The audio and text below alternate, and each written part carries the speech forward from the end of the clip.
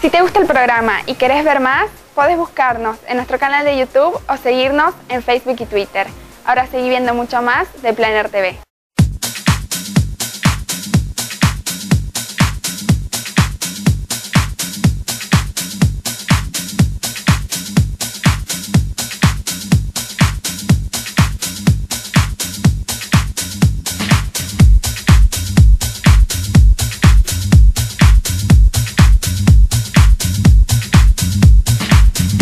Hola, soy Cintia Garrido, estoy aquí en Tucumán, invitada por Roberto Pérez Nazar.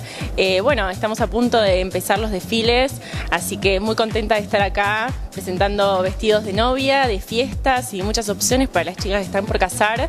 La verdad es que me imagino que casarse es un momento increíble, que es muy importante para todas las mujeres, así que mi consejo creo que es estar cómodas, sentirse lindas y especiales en ese día, así que bueno, vean todas las propuestas acá en The Planner, no se lo pierdan.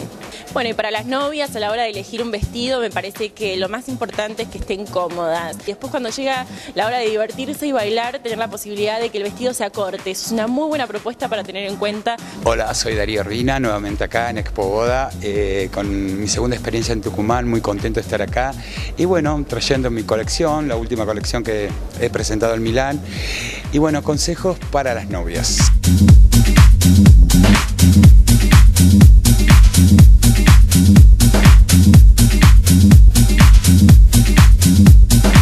Los tips que le doy a las novias es jugar, definirse como son, mostrarse esa noche especial, la elección de tela, la elección de todas las cosas que pongan esa noche.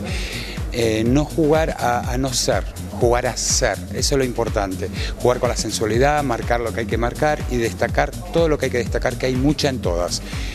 Las invito a mi atelier, que está en Buenos Aires, se organiza, se prepara con 2 viajes, vuelve el vestido y la vestimos para esa noche tan especial para ustedes.